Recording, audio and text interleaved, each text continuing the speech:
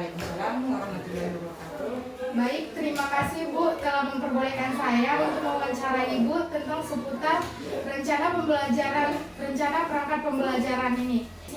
Tujuan saya mewawancarai Ibu untuk memenuhi mata kuliah tugas akhir mata kuliah perencanaan pembelajaran SDMI. Apakah Ibu bersedia untuk saya wawancarai Bu?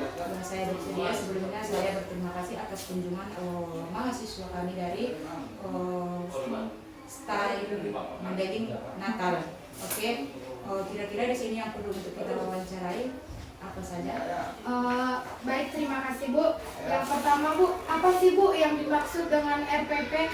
Oke, di sini kami sebagai seorang guru itu layaknya harus mempunyai yang namanya RPP ataupun rencana perangkat pembelajaran itu sebagai pegangan seorang guru di dalam kelas. Kalau tujuan penyusunannya Bu? Tujuan penyusunannya itu untuk mempermudah ataupun memperlancar ataupun meningkatkan ya hasil proses belajar mengajar dengan baik agar dia lebih terarah ataupun secara signifikan. Oh iya Bu. Selanjutnya apa saja komponen utama dalam RPP Bu? Komponen utama dalam RPP di sini ada yang namanya tujuan pembelajaran. Berarti itu RPP itu harus dia memiliki tujuan pembelajaran.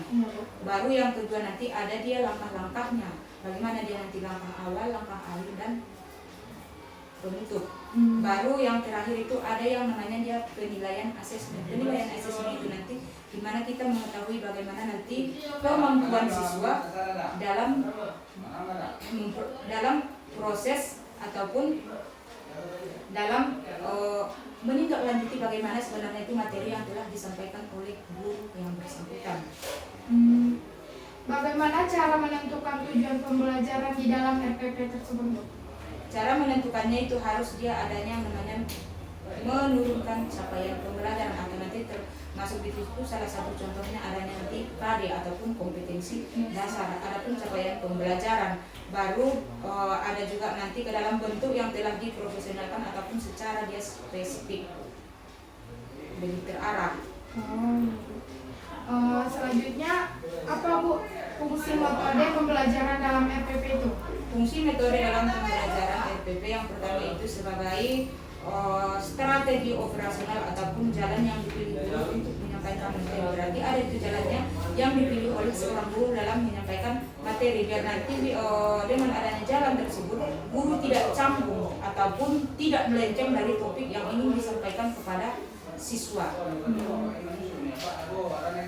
Jadi Bu, mengapa penilaian harus dicantumkan di dalam RPP itu? Penilaian dicantumkan dalam RPP itu harus ada sebenarnya kan, baru itu nanti sebagai tolak ukur, baik itu nanti dalam mengetahui bagaimana nanti nilai sikap anak didik, bagaimana nilai pengetahuannya dan bagaimana nanti nilai keterampilan. Itu harus mempunyai yang namanya tolak ukur. Apa perbedaan kegiatan pendahuluan, inti dan penutup dalam RPP yang Ibu buat?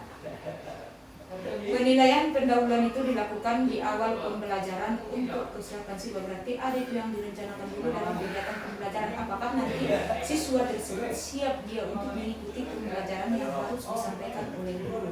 Baru yang kedua nanti ada itu yang dinamakan kegiatan inti dilakukan pada saat pembelajaran berlangsung. Baru selanjutnya ada penutup itu nanti yang namanya di sesi penutup ataupun di sesi akhir. Bisa jadi nanti misalnya kalau dia yang namanya di sesi akhir kita membuat yang namanya sebuah kuis. Kalau nanti kuis tersebut berhasil dijawab oleh siswa, berarti di situ kita dapat menilai tolak ukurnya apakah dia memang betul-betul memperhatikan ataupun menghayati materi yang disampaikan oleh guru pada kegiatan inti ataupun kegiatan peserta. Apakah dia serius atau tidak dalam mendengarkan ataupun menelaah materi yang disampaikan oleh guru tersebut. Selanjutnya Bu, bagaimana RPP membantu proses pembelajaran di kelas Ibu? Berarti kalau itu RPP sangat membantu bagi guru dalam proses pembelajaran di dalam kelas. Yang pertama itu bisa jadi nanti materinya tidak melenceng. Yang kedua nanti adanya di situ alokasi waktu. Kalau misalnya dalam SD itu alokasi waktunya dalam satu mata pelajaran atau dalam satu jam mata pelajaran itu mencakup waktu 30 menit karena itu dicantumkan untuk agar waktu sesuai dengan jam pelajaran yang telah ditentukan. Berarti baru nanti dalam penyampaian materinya itu juga nanti berjalan dengan lancar ataupun tidak ada materi yang melenceng dan bisa nanti diselesaikan itu dalam tepat waktu. Yang terakhir Bu, apa yang Ibu lakukan jika pembelajaran itu tidak sesuai dengan RPP Bu?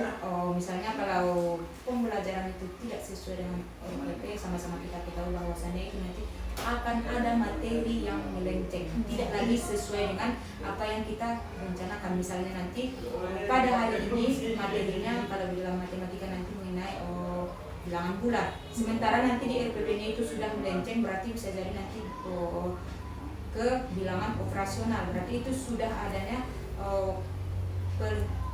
melencengnya sebuah materi yang tidak sesuai dengan RPP. Baiklah, terima kasih kepada Ibu Guru yang telah memberikan waktunya kepada saya Bu. Semoga apa yang Ibu berikan dapat bermanfaat bagi kuliah saya Bu. Mudah-mudahan apa yang disampaikan itu bisa sebagai menambah wawasan tugas perkuliahan anak-anak. Ya.